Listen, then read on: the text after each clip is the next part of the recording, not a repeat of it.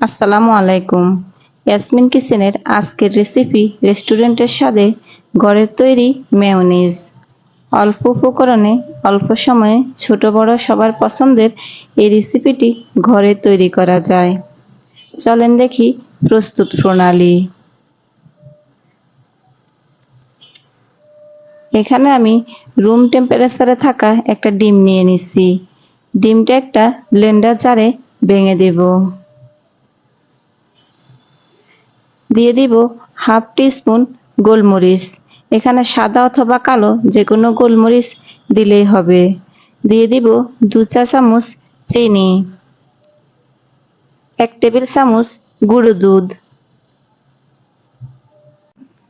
আধা চামচ লবণ, 1 টেবিল চামচ সাদা ভিনেগার, 1 টেবিল চামচের সামান্য একটু বেশি লেবুর রস।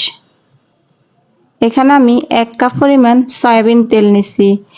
সয়াবিন তেলটা 3-4 ভাগে ভাগ করে আমি দিয়ে দিব। প্রথমে 3 টেবিল চামচের মতো দিয়ে ব্লেন্ডার জারের ঢাকনাটা লাগিয়ে ব্লেন্ড করে নিব।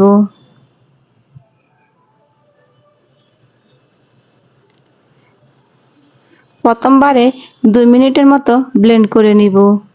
2 মিনিট পরে ঢাকনাটা খুলে আবারও কিছুটা সয়াবিন তেল দিয়ে দিব। আবারও 1 মিনিটের মতো ব্লেন্ড করে নিব। আবারও বাকি সয়াবিন তেল দিয়ে আবারও ব্লেন্ড করে নিব। এভাবে করে আমি মোট 3-4 ভাগে তেলটা দিয়ে ব্লেন্ড করে নিব। 5 থেকে 6 মিনিট ব্লেন্ড করলেই আমাদের কাঙ্ক্ষিত মেয়োনিজটা তৈরি হয়ে যাবে।